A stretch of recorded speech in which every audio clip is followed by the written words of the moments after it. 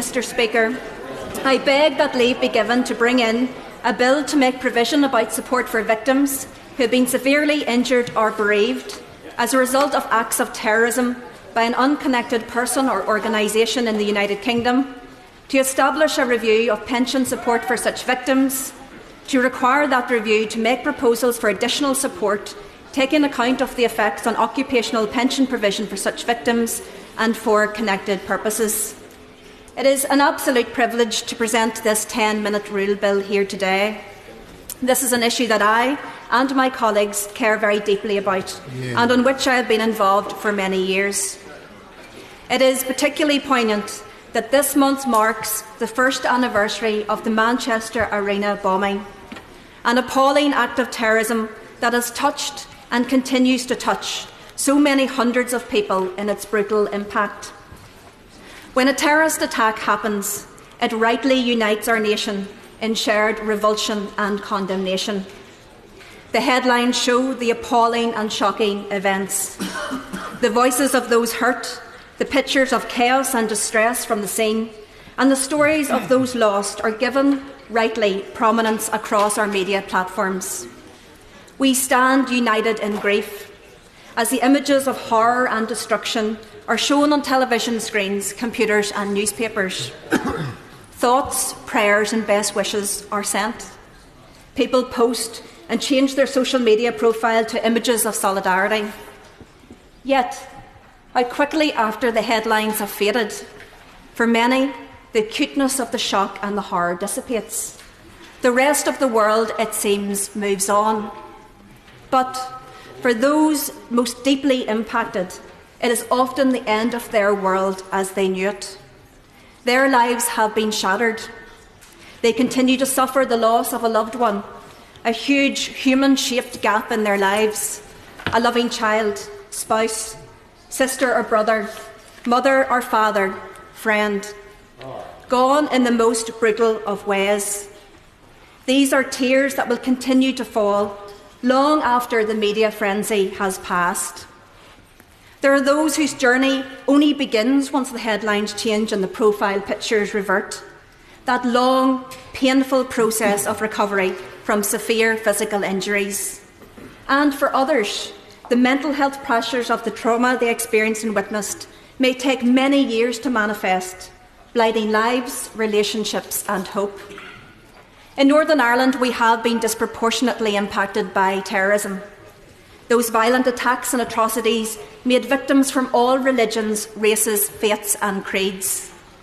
Compassion for their needs should be something that unites us all, regardless of your political opinion and view. And I look forward to working and continuing to work closely with my colleagues in Northern Ireland, including the Honourable Member from North Down, and also with colleagues from across this House. We have seen at first hand in Northern Ireland that the needs of victims often last a lifetime. I believe that the United Kingdom should aspire to be the global leader in how we treat our victims of terrorism. And that is why, in this bill, I am calling for a comprehensive review on the support we give to all our victims of terrorism across the United Kingdom. The terrorism that impacted so significantly in Northern Ireland also destroyed lives across the UK, from London to Warrington, Birmingham and beyond. Nor is the issue of victims of terrorism simply one of legacy. This, sadly, is a continuing threat and reality. However, how we remember the wrongs of the past and support those who were hurt the most should be the very hallmark of what we are as a society. Mr. Deputy Speaker, this is about compassion. Victims must not be forgotten. It is right and proper that their needs are addressed, and that this work should be led from the very top from our government. I believe a comprehensive review leading to enhanced support and clear actions can make us a world leader in the care and support that we give. There are a number of distinct areas I want to touch on briefly, many of which are based on our experience in Northern Ireland. Firstly, the needs of the bereaved. In any atrocity, the family and loved ones should be treated with compassion and care. Timely information and support services should be provided as quickly as possible. The trauma and distress of losing a loved one in such a sudden and violent way brings about particular challenges.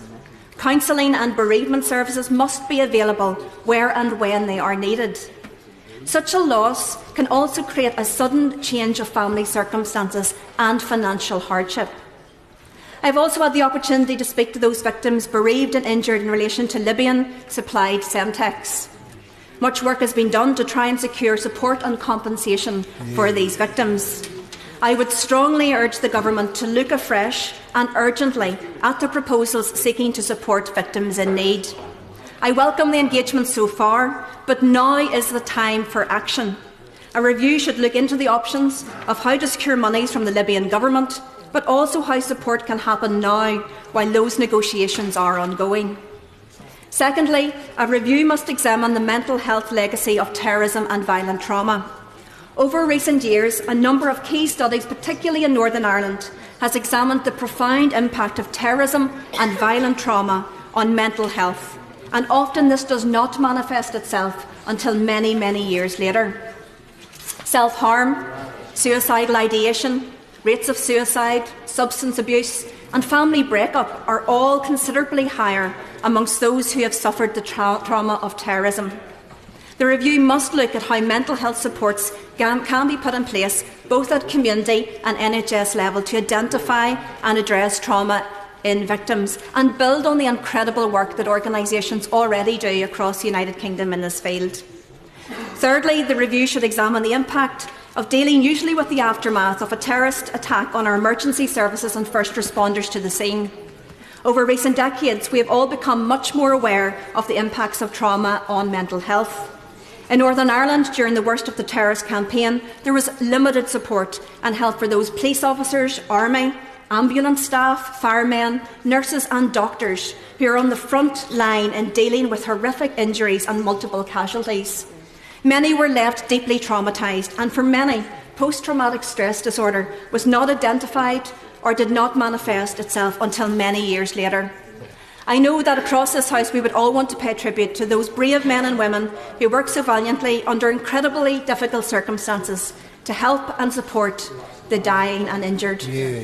A review should examine how we can have a comprehensive and timely support service for our emergency services.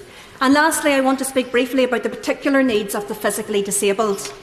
In the Manchester Arena attack, over 100 people were injured, some of those very severely. The headline figures are often about those who tragically lose their lives. But I believe we all underestimate the gravity of the injuries caused by these types of attacks. Over the years, tens of thousands of people across the United Kingdom have been left with serious traumatic injuries as a result of terrorism.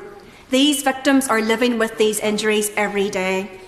The availability of severe pain management, rehabilitation support, prosthetics and other aids is critical throughout the decades that they have to live with these injuries.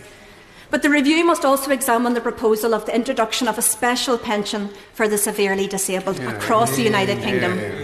Many victims of terrorism suffered from traumatic injury to limbs, particularly lower limbs. And although I welcome that workplaces have increasingly become more accessible for those with mobility challenges, particularly wheelchair users, we should also recognise that this was not always the case. For many victims, they sustained these horrific lower limb and other injuries relatively early in their working lives. Most workplaces were not suitable for wheelchair access during these decades, and many had to leave work. This has created a very particular wrong, as those victims who continue to suffer these terrible severe injuries are dealing with the impact of ageing on those injuries, and they face older age without any occupational or work-related pension. I pay tribute to the many victims who have worked so hard on this issue and raising its profile and meeting with politicians across the various political parties to raise awareness about this. I do not wish to dwell for long on the definition of victim issue. Safe to say, to me, this is very straightforward. The terrorist who drives a van into crowds of people, who wields the knife, who shoots to kill and plants the bomb, is not a victim, even if he is killed in doing so. To me, that is absolutely clear and right. That is why I have clearly referenced in the long title of this bill, Acts of Terrorism by an Unconnected Person or Organisation. In conclusion, I hope the Government will listen and respond to the calls for a comprehensive review of support for victims of terrorism across the United Kingdom. and that there is continued wide support in my call for compassion and action to support all of those brave victims from across this country and to get the help they need and deserve. The honourable member have leave to bring in the bill. The question is that the honourable member have leave to bring in the bill. As many of that opinion say aye. Aye. The contrary no. The ayes have it. The ayes have it. Who will prepare to bring in the bill? Kate Hoey, Andrew Bowie, Andrew Bridgen, Colin Clark, Faisal Rashid, Andrew Rosendale, Lawrence Robertson, Sir Geoffrey Donaldson, Nigel Dodds, Ian Paisley, Gavin Robinson and myself. Emma Little Pengelly.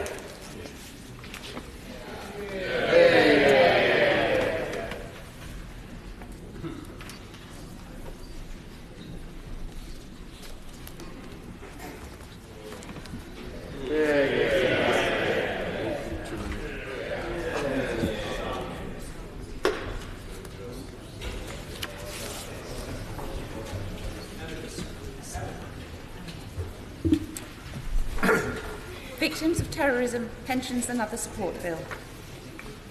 Second reading what day? 26th of October. 26th of October. Thank you. Well done.